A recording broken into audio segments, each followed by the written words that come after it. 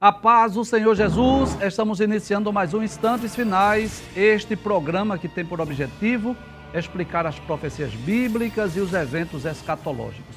E eu quero agradecer por sua audiência, a você que é o nosso irmão em Cristo, a você que é evangélico, independente da sua denominação.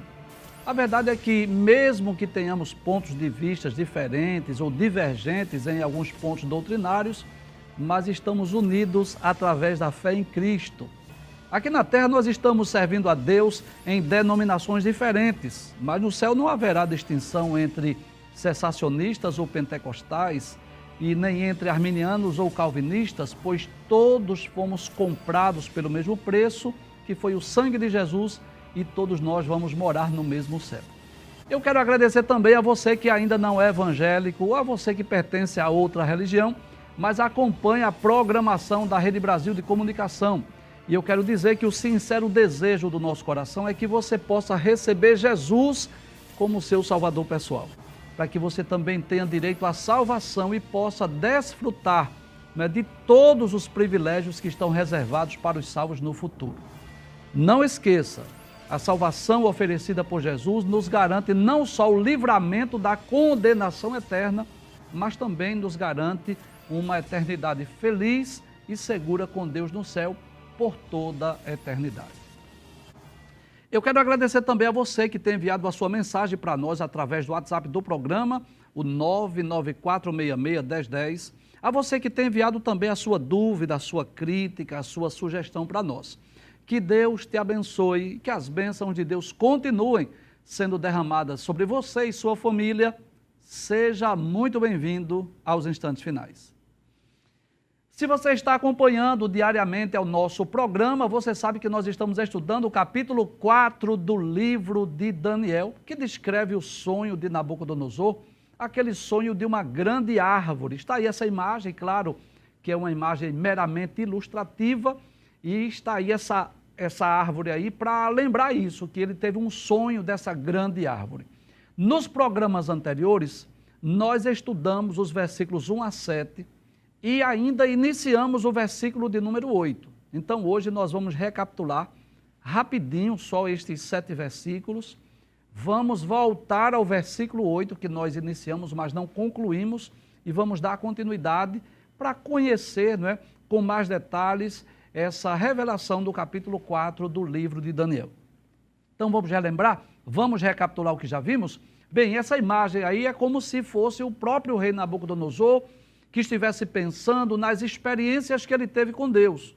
Você sabe disso porque eu já disse. O capítulo 4 foi escrito por Daniel, claro, mas tudo nos leva a crer que ele transcreveu uma carta que foi escrita pelo próprio rei Nabucodonosor. É por isso que o texto continua iniciando assim, inicia dizendo assim: Nabucodonosor, rei a todos os povos, nações e línguas. Nós já dissemos que Nabucodonosor reinou por mais de 40 anos e já falamos das muitas experiências que esse homem teve com Deus. E é interessante, traz a tela por favor, para eu relembrar o que nós já dissemos. Aqui no capítulo 3, o objetivo era difundir a idolatria, era difundir o paganismo, era fazer com que os juízes, prefeitos, governadores, toda a liderança do reino participasse daquela cerimônia idólatra e difundisse a idolatria no mundo conhecido da época. Mas Deus, que é especialista em tornar o mal em bem, fez com que esse rei tivesse profundas experiências com Deus e ele agora escrevesse essa carta. Para quem ele escreve? Volta mais uma vez o versículo, por favor. Aí ele diz: a todos os povos, nações e línguas que moram em toda a terra. Então ele vai descrever as suas experiências. Aí ele diz: paz vos seja multiplicada, que era uma expressão comum, desejando que os reinos, que os povos e as nações estivessem em paz. No versículo de número 2, nós vamos perceber o desejo. Por que é que Nabucodonosor escreve essa carta, não é? Aí ele diz: pareceu-me bem fazer conhecidos os sinais e maravilhas que Deus, o Altíssimo, nós já falamos aí, o El Elyon, aí diz, tem feito para comigo. Então ele vai descrever as experiências vividas por ele. Glória a Deus, Deus permitiu a este homem desfrutar de grandes experiências.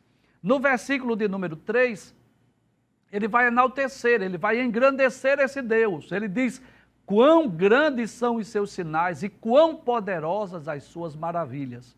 Nós já dissemos, né, já explicamos alguns desses sinais, algumas dessas maravilhas que Deus fez, e é possível que, como Daniel esteve lá às portas do rei, era um homem de confiança lá no reinado de Nabucodonosor, é possível que esse monarca tenha tido, né, informações privilegiadas, é possível que Daniel tenha relatado, tenha descrito para eles as experiências do povo hebreu, e é por essa razão que esse monarca fala dos sinais e das maravilhas que este El Elyon, esse Deus Altíssimo faz. Volta ao texto mais uma vez, versículo 3, aí ele diz: o seu reino é um reino sempiterno, ou seja, que não terá fim, e o seu domínio de geração em geração, ele enaltece, ele engrandece, ele glorifica a Deus, e ele fala da soberania do Deus de Daniel. No versículo de número 4, nós vimos também que ele começa a descrever o seu sonho, né? Ele diz que estava sossegado na sua casa, próspero no seu palácio, ou seja, ele estava vivendo um período de fartura, de abundância, de progresso, de prosperidade, e teve um sonho. E ele acordou-se espantado, né? Ele diz: estando eu na minha cama, as imaginações e as visões da minha cabeça me turbaram. Ou seja, era comum, né? Os reis, não só Nabucodonosor, mas os reis, quando tinham sonho, eles ficavam perturbados, eles chamavam os sábios, né, os astrólogos, aqueles que pudessem interpretar, porque eles acreditavam em sonhos proféticos, eles acreditavam que muitas vezes, ou o Deus de Israel, os deuses, né, eles traziam anúncios, mensagens, e assim ele acordou-se perturbado. Diferente do capítulo 2, que ele havia esquecido do sonho, no capítulo 4 não. Ele estava lembrado do sonho, mas estava perturbado, querendo saber a interpretação, o significado daquele sonho. E o que é que ele faz? Ele manda chamar os sábios. Veja o que diz o versículo 5, pode passar a tela. Volta ao texto, por favor. Ah, sim, versículos 4 e 5 nós já lemos. Versículo 6, por favor, obrigado. No versículo 6 ele diz: por mim, pois, se fez um decreto pelo qual fossem introduzidos à minha presença todos os sábios de Babilônia, para que me fizessem saber a interpretação do sonho. E aí nós dissemos que desconhecemos. Eu não sei explicar a razão pela qual ele não chamou logo Daniel. Porque a lógica diz isso. Por que ele não chamou logo Daniel? Por que é que ele primeiro chamou os sábios? Existem várias explicações. Talvez ele tenha esquecido de Daniel. Talvez Daniel estivesse em outras ocupações e ele chamou os sábios. Talvez ele achou que não fosse necessário chamar Daniel, já que os sábios se diziam intérprete de sonhos, e como ele lembrava do sonho e ele ia contar o sonho, talvez não fosse necessário chamar Daniel, talvez os próprios sábios, astrólogos, caldeus pudessem dar a interpretação, ou quem sabe, ele queria primeiro ouvir os sábios para depois chamar Daniel, para ver se as interpretações estavam de acordo, né? Mas o que é que acontece? Os sábios entraram na presença do rei, mas não puderam dar a interpretação. Veja o que diz o versículo 7. Aí ele diz: então entraram os magos, os astrólogos, os caldeus e os adivinhadores, e eu contei o sonho diante deles, mas não me fizeram saber a sua interpretação, né? E eu quero lembrar mais uma vez aquilo que nós já dissemos e você já sabe. O sonho era profético, o sonho foi dado por Deus e o desejo de Deus era que Daniel interpretasse. Só alguém que fosse usado por Deus, escolhido por Deus, poderia trazer a interpretação do sonho que Deus deu a Nabucodonosor. E aí você sabe disso, existem sonhos comuns, existem sonhos naturais e existem sonhos proféticos. Existem sonhos que vêm de Deus. E este sonho de Nabucodonosor, bem como o sonho do capítulo 2, eram sonhos proféticos. E aí, versículo 8, que nós inclusive iniciamos a leitura, mas nós não explicamos, nós vamos dar continuidade à nossa aula hoje, a partir desse texto. Até o versículo 7 eu diria que foi revisão, e a partir de hoje o versículo 8 é a nossa aula, o nosso assunto. Aí ele diz: mas por fim, ou seja, depois que entraram os magos, os astrólogos, os caldeus, aí ele diz: entrou na minha presença quem? Daniel, cujo nome é Beltesazar, segundo o nome do meu Deus. Então nós vamos lembrar que o nome Daniel significa Deus é meu juiz. Mas quando Daniel foi levado lá para a Babilônia, foi lhe dado outro nome, Beltesazar, e não confunda com Belsazar, porque Belsazar é outro rei que nós vamos estudar no capítulo 5. Beltesazar significa que Bel te proteja. Então foi mudado o nome, não só de Daniel, mas dos seus amigos, Ananias, Misael e Azarias, que foi lhes dado os nomes de Sadraque, Mesaque e Abednego. Então, aí, volta o texto mais uma vez, ele diz, por fim entrou na minha presença Daniel, cujo nome é Beltesazar, ou seja, que Bel te proteja, por isso ele diz, segundo o nome do meu Deus. Volte à tela. Então perceba que nós já dissemos aqui, nos programas anteriores, que muitas pessoas perguntam se Nabucodonosor foi salvo ou não. Eu disse e torno a dizer, ninguém pode dizer isso ao certo, mas eu posso dizer que ele teve grandes e profundas experiências. Mas observe que até essa ocasião, ele fala o nome do meu Deus. É como se ele ainda estivesse cultuando, adorando Abel, que era a principal divindade lá de Babilônia.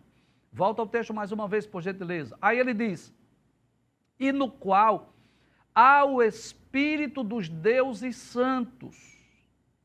Aí talvez você pergunte, por que é que o texto bíblico não está dizendo que em Daniel estava ou havia o Espírito Santo de Deus? É simples.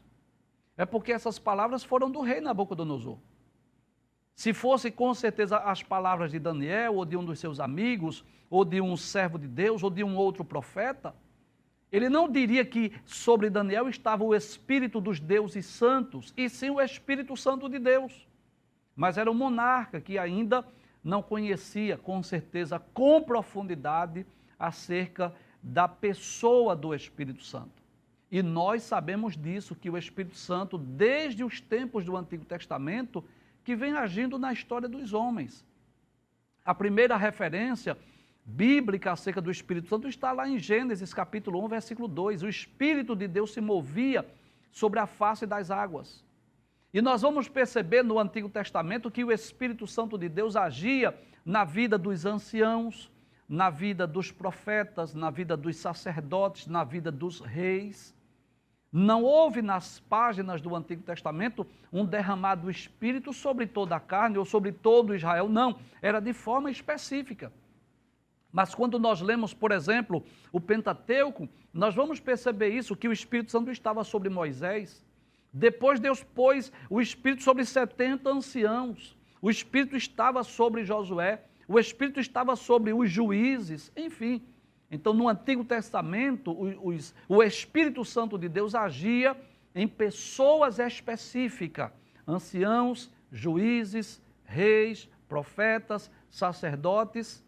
Inclusive, há 2 textos lá no Novo Testamento que nos mostram isso aí, sem dúvida alguma, que o Espírito Santo agia na vida dos profetas.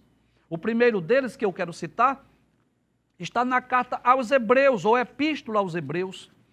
No capítulo 1, versículo 1 também, capítulo 1, versículo 1 da Epístola aos Hebreus, o escritor aos Hebreus diz assim, havendo Deus antigamente falado muitas vezes e de muitas maneiras aos pais pelos profetas.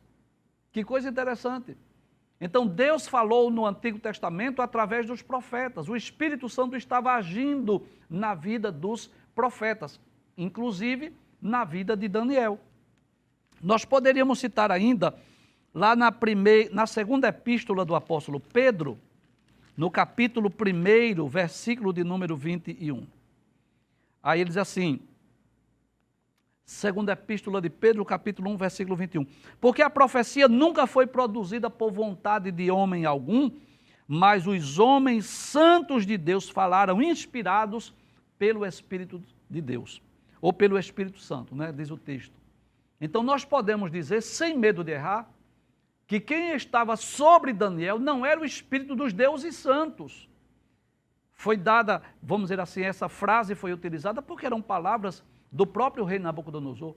Mas quem estava agindo, atuando na vida de Daniel, para que ele pudesse revelar sonhos, interpretar profecias e sonhos, e sentenças escritas na parede, é claro que era o Espírito Santo de Deus.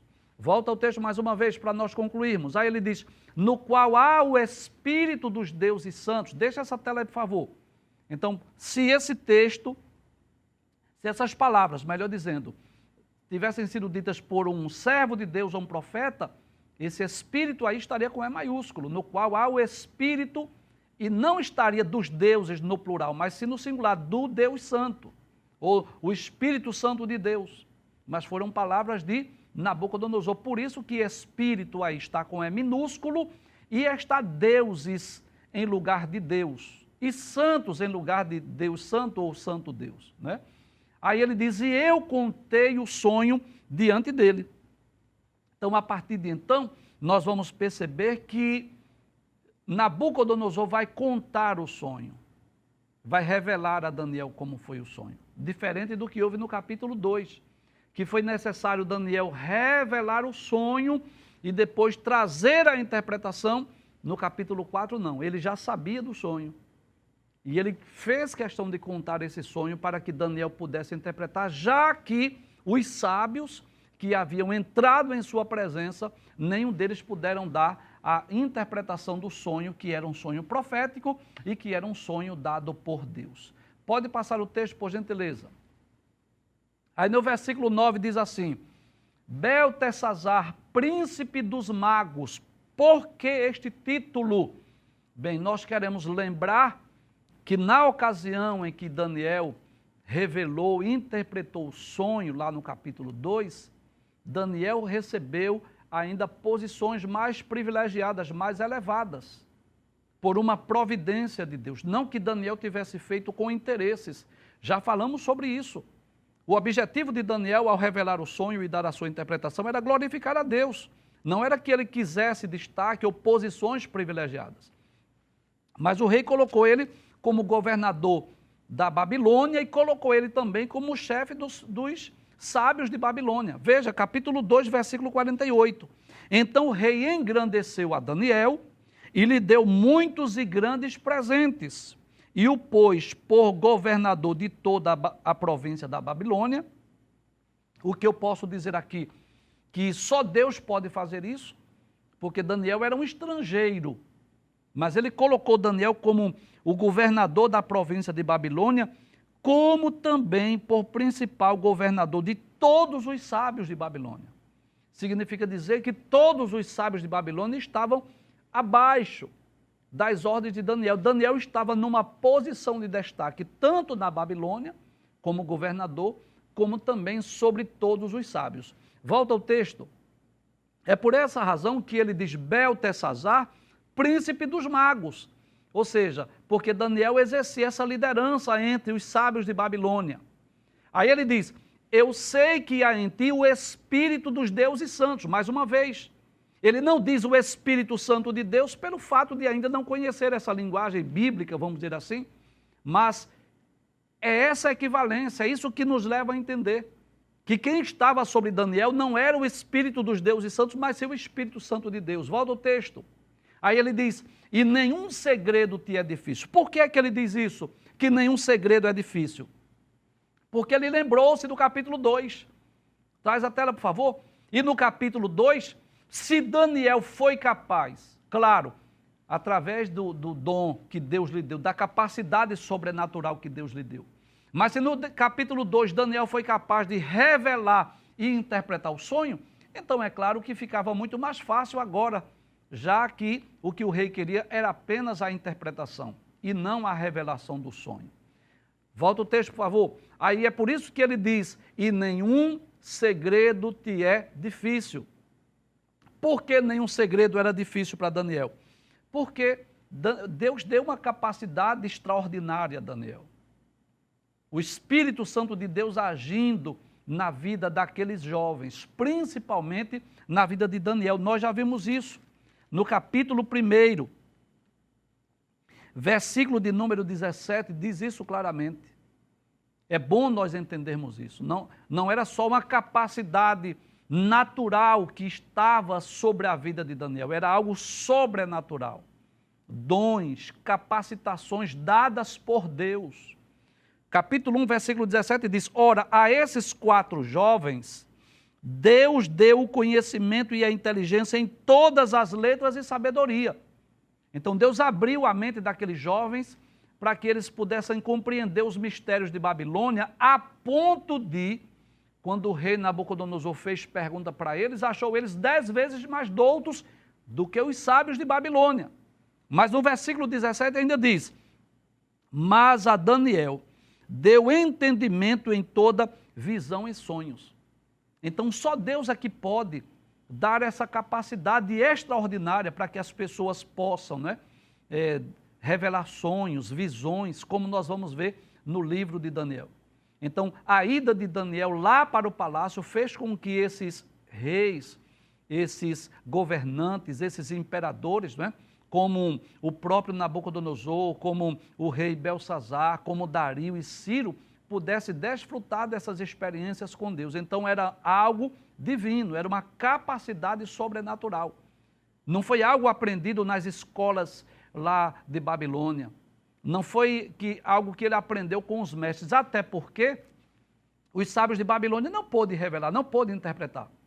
Então, com certeza, não era uma escola ou em livros que estavam ensinando como aprender a revelar sonhos e visões. Não, foi algo dado por Deus, uma capacidade dada por Deus. É interessante isso quando nós vamos estudar os profetas do Antigo Testamento, como Deus se utilizou deles de formas diferentes. Por exemplo, se nós lermos sobre Elias e Eliseu, nós vamos perceber que eles não registraram suas profecias.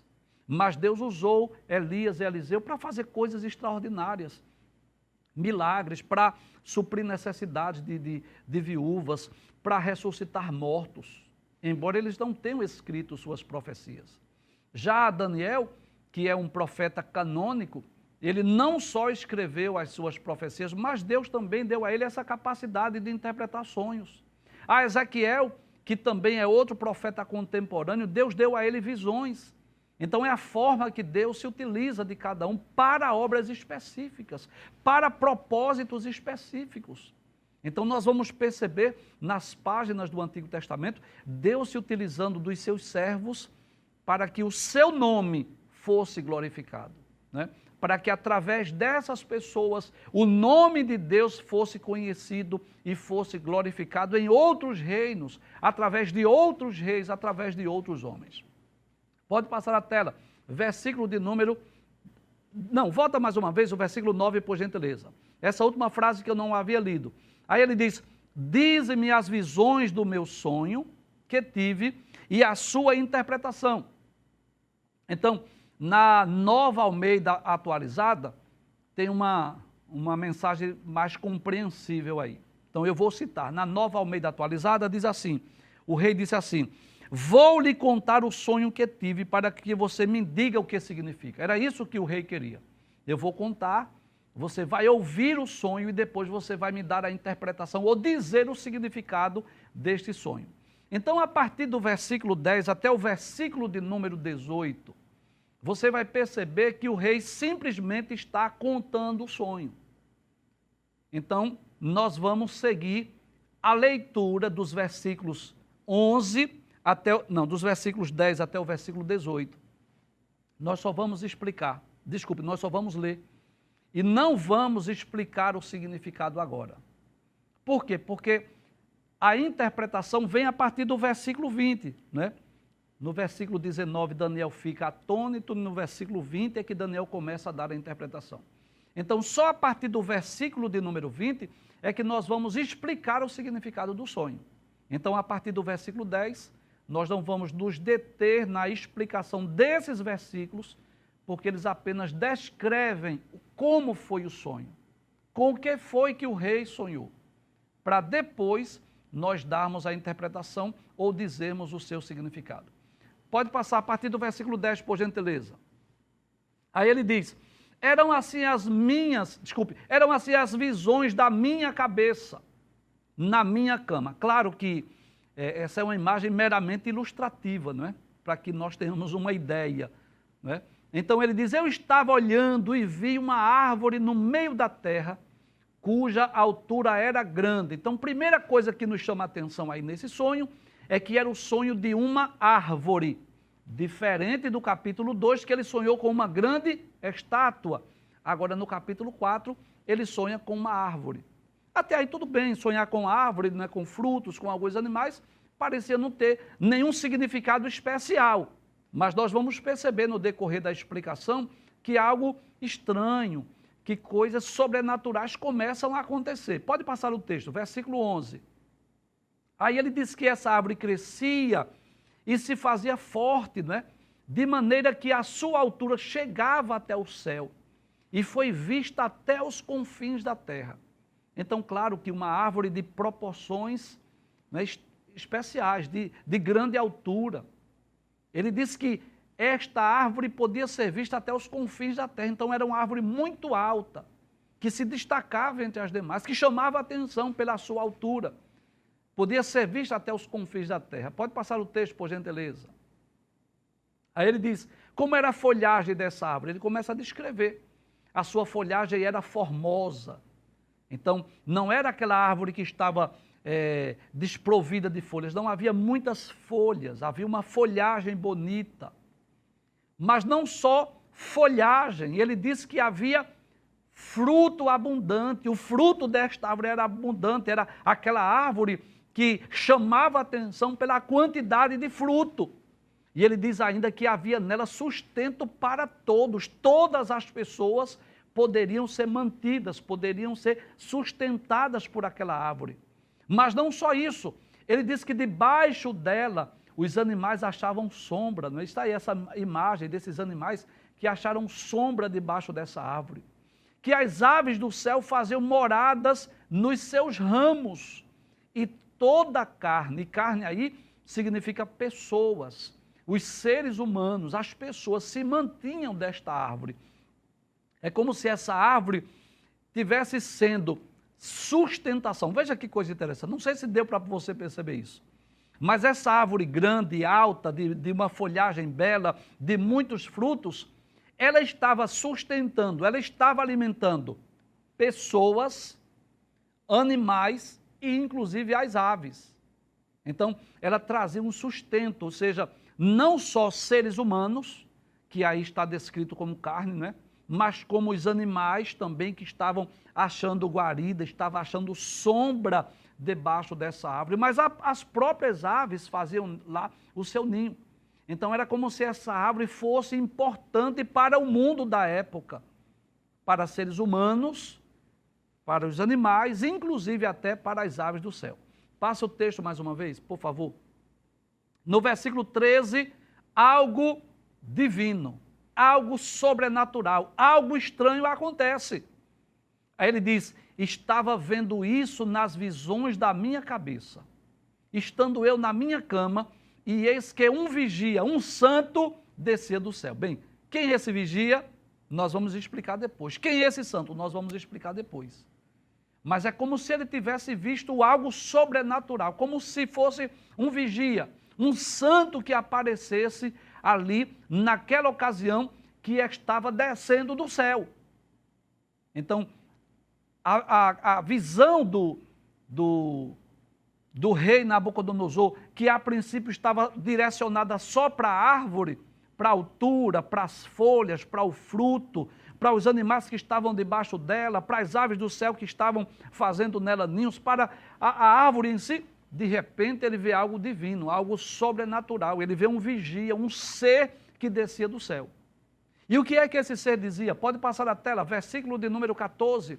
Aí ele diz, clamando fortemente, dizendo, era a voz que era dita por aquele santo, por aquele vigia que estava descendo do céu. A voz dizia assim, derrubai a árvore e cortai-lhe os ramos, sacudi as suas folhas e espalhai o seu fruto. Afugentem-se os animais de debaixo dela e as aves dos seus ramos. Deixa essa tela aberta aí, por gentileza. Nós dissemos há poucos minutos que aquela árvore exercia importância para o mundo inteiro, para seres humanos que comiam dela, sobreviviam dela, para as aves dos céus que faziam nela seus ninhos e para os animais da terra que faziam, que estavam debaixo dela por conta da sua sombra. Como é que uma árvore dessa, é a pergunta que nós fazemos, uma árvore tão alta, tão bonita, com tantos frutos, tão importante para o mundo inteiro, como é que essa árvore agora vai ser derribada? Mas é uma ordem divina, é algo que veio do céu, é um santo, é um vigia que determina isso. E o que é que esse santo, esse vigia diz fortemente?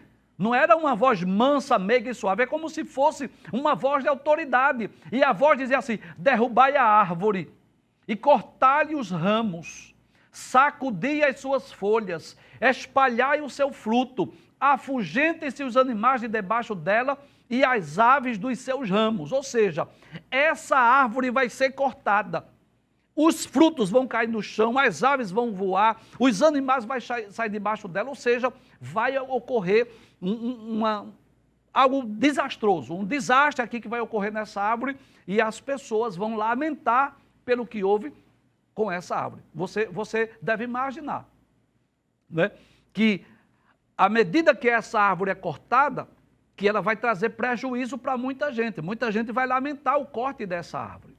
Passe o texto mais uma vez, próximo texto, versículo 15. Mas esse santo, esse vigia que descia do céu, ele diz assim: mas o tronco com as suas raízes deixai na terra. Ou seja, a árvore vai ser cortada, mas o tronco vai permanecer na terra. Agora, detalhes: deixe na terra e com cadeias de ferro e de bronze na erva do campo. Ou seja, vai ser cortada, o tronco fica lá, mas vai ficar como que amarrado, como que acorrentado. Era essa a voz dizia. Volta o texto mais uma vez. Com cadeia de ferro e de bronze na erva do campo, e seja molhado do orvalho do céu, e a sua porção seja com os animais na grama da terra. Isso é o rei contando, né, a Daniel essa extensão desse sonho, como foi que aconteceu. Então, algo muito estranho. Como é que essa árvore grande, frondosa, com muitos frutos, que os animais faziam ninhos, que os animais, as aves faziam seus ninhos, os animais ficavam debaixo dela, que toda a carne, todos os homens sobreviviam dela, chega uma ordem assim: corta a árvore, o tronco fica na terra com as raízes, mas será acorrentado e vai comer, vai receber o orvalho, sua porção será como os animais. Então, algo estranho, né? Algo que realmente traz uma curiosidade. Não só Nabucodonosor, mas qualquer um de nós que tivesse tido esse sonho, teríamos essa curiosidade, esse desejo de saber o seu significado. Passa o texto mais uma vez, versículo 16. Aí ele diz: seja mudado o seu coração, para que não seja mais coração de homem. E aí, pode deixar a tela, por favor. E aí já dá para nós entendermos que essa árvore representa um ser humano. Veja, seja mudado o seu coração, para que não seja mais coração de homem. Opa, já tem uma pista aí. Essa árvore está representando alguém, algum ser humano. Aí diz: e seja-lhe dado o coração de animal. É como se essa árvore representasse um ser humano, e fosse tirado o coração de homem dessa árvore, e fosse lhe dado um coração de animal, e passem sobre ele 7 tempos. Bem, é como se dissesse assim: ele vai ser tirado o coração de homem, vai ser colocado um coração de animal e vai passar 7 tempos, o que nós traduzimos aí como sendo 7 anos. Passe o texto mais uma vez, versículo 17. Aí diz: ainda a ordem, a voz lá do alto, daquele santo, daquele vigia, diz assim: esta sentença é por decreto dos vingadores, e esta ordem por mandado dos santos, a fim de que conheçam os viventes que o Altíssimo tem domínio sobre o reino dos homens. Observe, deixa aberta aí a tela, por favor. É como se dissesse assim: essa árvore será cortada, o tronco vai ficar ainda no solo com as suas raízes, será amarrado com cadeias, mas há um propósito, há um porquê, há uma razão dele ficar aí por 7 tempos. Olha o texto dizendo: a fim de que conheçam os viventes ou seja, não só a árvore, não só este homem, mas os viventes, Deus tem algo para ensinar à humanidade, ao mundo da sua época, que o Altíssimo, o El Elyon, tem domínio sobre o reino dos homens e os dá a quem quer, e até o mais baixo dos homens constitui sobre eles. Ou seja, como Deus é soberano, ele coloca sobre os homens, sobre o mundo, quem ele quer. Passe o texto mais uma vez. Versículo de número 18. Aí, o rei Nabucodonosor conclui o seu sonho dizendo assim: isso em sonho eu, rei Nabucodonosor, ouvi. Como se dissesse assim: olha, Daniel, o sonho foi isso que eu vi. Tu, pois, Beltesazar, diz a interpretação, como que diz assim, eu lhe chamei aqui para que você possa trazer a interpretação. Eu estou curioso, eu estou perturbado, eu quero saber o que significa. E ele disse mais: todos os sábios do meu reino não puderam fazer-me saber a interpretação. Nenhum deles pôde, mas tu podes, pois em ti o Espírito dos deuses santos. Pois há em ti o Espírito dos deuses santos. Versículo de número 19, que é o último texto que nós vamos estudar hoje. Então hoje o objetivo do programa não foi necessariamente trazer a interpretação, porque isso será dito a partir do versículo 20. Mas vamos para o versículo de número 19, que é o último texto que nós vamos estudar. Então Daniel, cujo nome é Beltesazar, esteve atônito quase 1 hora. Deixa a tela aí, por gentileza. É como se, depois que Daniel ouviu o rei Nabucodonosor trazer o relato, a descrição do sonho daquela árvore, daquele vigia que desce do céu, daquela voz, daquela ordem para cortar a árvore e do propósito pelo qual seria mudado o coração de homem, colocado o coração de animal por 7 tempos, até que reconhecesse que o Altíssimo tem o domínio sobre o Filho dos Homens, Daniel esteve atônito, perplexo, parado ali, admirado, assustado, quase 1 hora. Né? Então nós ficamos pensando assim, já imaginou o rei naquela curiosidade, naquele desejo de saber o significado, e Daniel parado lá 60 minutos aproximadamente, 1 hora, e os seus pensamentos o deixaram preocupado. Aí então o rei disse a Daniel, né, a Beltesazar: não te espante o sonho nem a sua interpretação. Como que diz assim: o que você tiver de dizer, diga, não se preocupe, não esteja preocupado, não esteja aflito, pode dizer, como que diz assim, eu estou pronto para ouvir. Aí Daniel responde, né? Respondeu Beltesazar e disse: Senhor meu, o sonho seja contra os que te têm ódio, e a sua interpretação para os teus inimigos. Pode trazer a tela. É como se Daniel dissesse assim, né? Depois de 1 hora. Acredito que Daniel, olhando para o rei, porque quer queira, quer não, Daniel queria o bem daquele rei. Não era alguém que Daniel odiasse. Nabucodonosor não era aquele homem que Daniel lhe desejava mal. Não. Daniel queria que ele fosse bem-sucedido, que ele fosse próspero. Até porque Daniel foi abençoado no seu reino. E Daniel ficou aflito, né? Perplexo, admirado, assustado, talvez sem saber como dizer isso ao rei. É como se alguém tivesse a missão de dar uma mensagem dura, uma mensagem difícil. E é por essa razão que Daniel usa essa expressão, né? Ele diz assim, volta o texto mais uma vez, versículo 19, ele diz assim, pode abrir o texto, isso. Aí ele diz assim: Senhor meu, o sonho seja contra os que te têm ódio. É como se ele dissesse assim: eu queria muito, ó rei, que esse sonho fosse para aqueles que te odeiam, para aqueles que querem o teu mal. E a sua interpretação, eu queria que fosse para os teus inimigos. Só que nós vamos perceber a partir do próximo programa, ou a partir do versículo 20, que aquele sonho, aquela interpretação, não iria ocorrer com alguém que odiava o rei Nabucodonosor, e não era alguém que era inimigo do rei Nabucodonosor, mas seria uma experiência que seria vivida, que seria vivenciada pelo próprio rei Nabucodonosor. E se Deus permitir, no próximo programa, aí sim, nós estudaremos a partir do versículo de número 20 e traremos a interpretação do sonho de Nabucodonosor dada pelo profeta Daniel.